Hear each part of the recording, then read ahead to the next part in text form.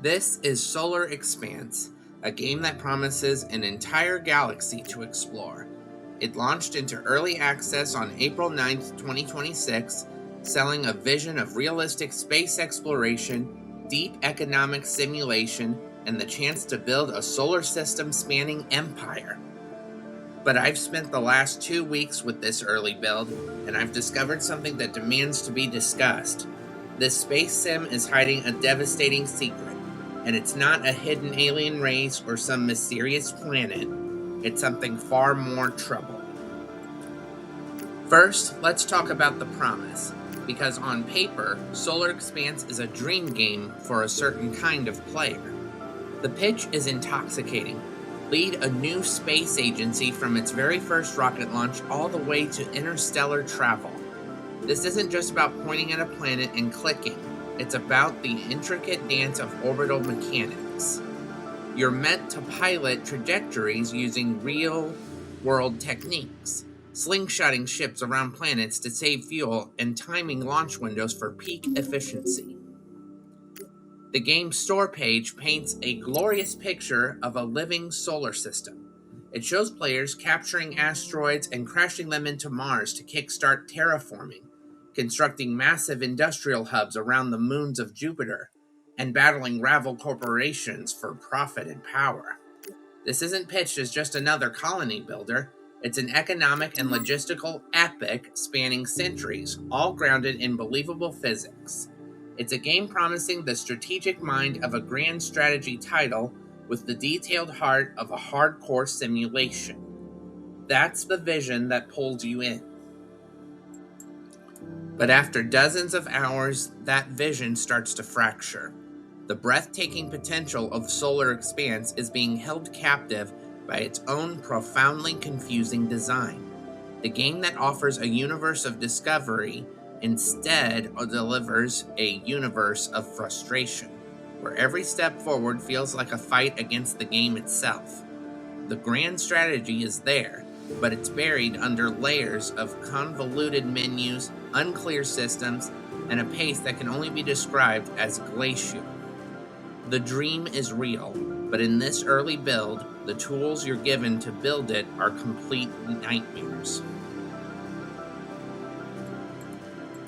My experience started right where every other player's does. The first mission. The game asks you to do something simple, like launching a satellite into low Earth orbit. But what should be a straightforward tutorial immediately becomes an exercise in frustration. Critical information, like your rocket's delta V or how much fuel you actually need, is either hidden away or only shown after you've already failed the launch. I spent my first 20 minutes just trying to get a simple rocket off the ground, not because the physics were too hard, but because the user interface refused to tell me what I was doing wrong. The friction is everywhere.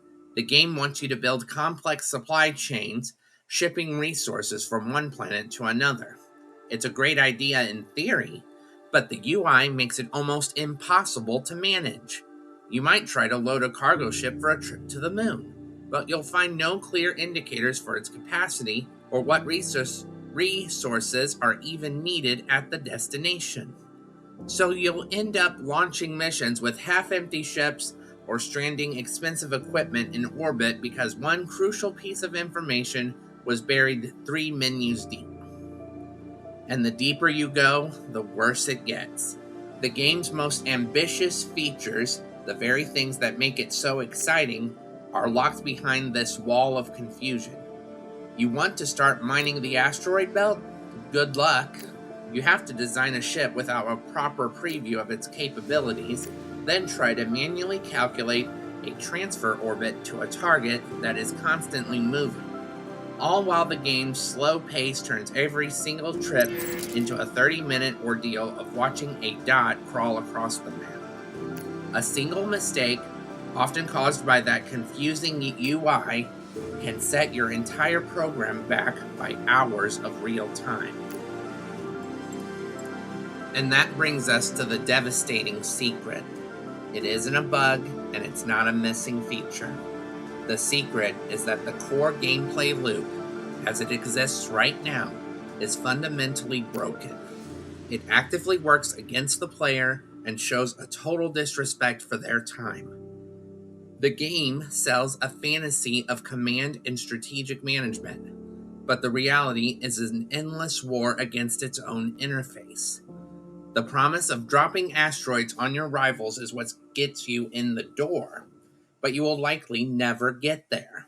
Not because it's a difficult endgame goal, but because the basic systems you need to master just to begin that journey are so poorly explained and implemented that most players will probably just give up. The devastation is in seeing a universe with such incredible potential, a concept so rich with possibility, completely sabotaged by a design that creates friction instead of fun. The secret is that Solar Expanse isn't a sandbox for discovery. It's a puzzle box that comes with no instructions, and the prize inside may not even be worth the struggle. Now, some might argue that this is all intentional, that space is supposed to be hard. They'll correctly point out that this is an early access title, and the developers have a roadmap promising to address these very issues. In fact, one of the features they plan to add in the future is a later start time, where some more advanced technologies and space settlements are already available. Both of those are fair points. However, realism and depth are not excuses for poor design. A game can be complex without being convoluted. Solar Expanse has the bones of a masterpiece and the potential to be a true successor to the greatest games in its genre. But right now, I cannot recommend you jump in. My opinion will change the moment the developers release a comprehensive UI overhaul, one that gives players clear tutorials, transparent information, and quality of life features. That is the version of the game that will finally deliver on the incredible experience promised on its store page.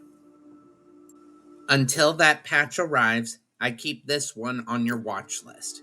If you've played Solar Expanse, I'd be interested to hear about your own experiences in the comments. If you want to see a game I do recommend, click this video here. Thanks for watching, and see you in the next video.